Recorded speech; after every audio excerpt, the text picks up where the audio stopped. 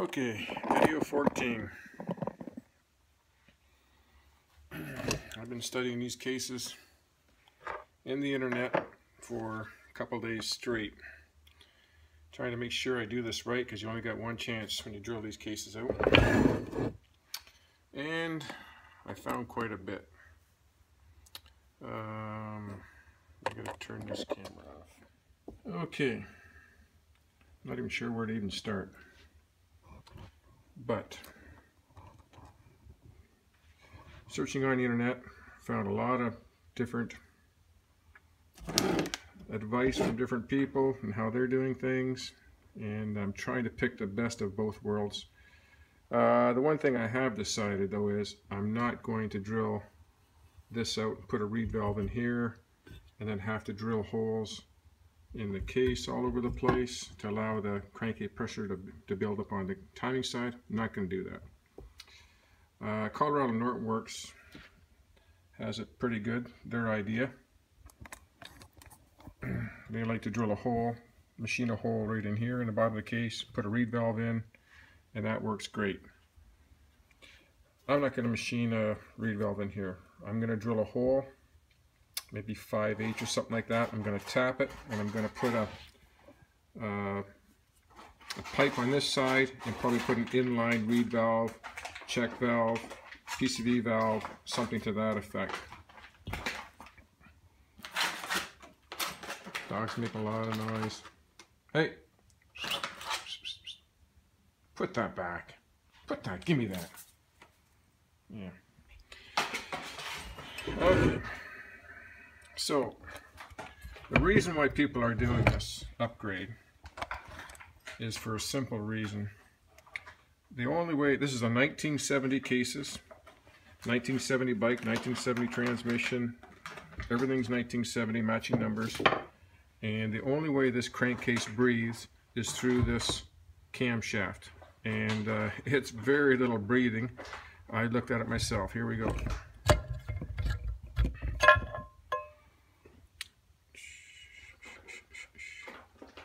Wish I could put this somewhere else, but there's a little grooves in the end here, and in the bottom there you can see there's two discs with holes in them, and as it spins it opens up and lets the compression gases out when the holes line up at the right time mark. So I was looking for, well, how do the gases, the compression in the crankcases, how does it get into this hole? Through this camshaft? Well, yeah, these four little holes right here, 1, 2, 3, 4. That's it. Those four holes lead into the end of this camshaft, and it goes out through the breather. Very little release for the crankcase pressure. So that's why everybody's trying to figure out how to open it up a little bit more, let it breathe a little bit better, because it's blowing out the seals on this end, blowing out through the gaskets, you know, under high revs. There's a lot of compression here. So that's why we're trying to figure this out. So my idea is I'm going to drill a hole here at the bottom of the case, put a PCV valve, reed valve. I'm going to look for an inline reed valve. I know they're expensive, and that's going to alleviate that. I don't want to drill holes in here because people that do this end up welding them all in later and then going with the Colorado Norton Works reed valve system in here and end up filling all those holes in. They don't want the crankcase pressure in here. So that's where I'm at there. I gotta put this. It's different than what I expected. This relief valve here. I ended this cap. It was Loctite. It's Loctited on. It was on really hard to get off. I wanted to see how it worked, see what the check ball was like or anything like that. Opened it up. I knew there was going to be a spring in there. I figured there'd be a check valve. There's no check valve in there. What there is a couple shims. Two little shims. Very small. And they're actually numbered shims, so it's for setting the pressure on this valve. And then what there is also in here is there's a piston. I'll blow it out. So the oil is screened right here, and when the excess pressure from the engine builds up, it blows this, pushes the spring in, pushes this piston in, and it releases the oil pressure through these holes here to return back up to the tank. So that's how that works. It's just a little, well, too close here maybe. Yeah, there's a little piston right there. It fits in here. And I'm going to clean that up a little bit too. It's got a little surface rust on it. That thing should slide perfectly. You don't want that to get stuck. And then there's two shims. They fit back in there. That's back in like that. So that's how that works.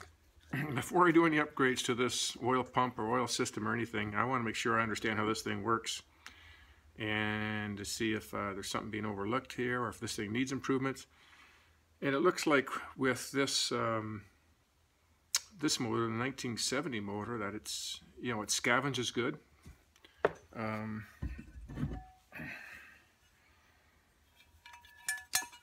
If the oil builds up too high in the timing side, whoa, get down here in the camera. If the oil builds up too high in the timing side, it's got a drain hole right here, also here as well too. One could be just for venting, and the other for oil when it gets into that height.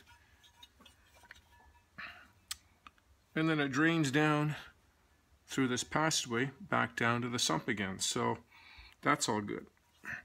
Norton owners are saying that they don't want the oil pressure up this high, the oil level to get this high. It creates heat, too much friction, and so they're drilling holes down lower. I'm not going to do that.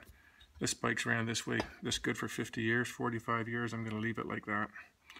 I think the 1970 engine's a little better than the newer ones. They had problems with the Commandos and the Combats, but this 1970 one I don't think is going to be too bad.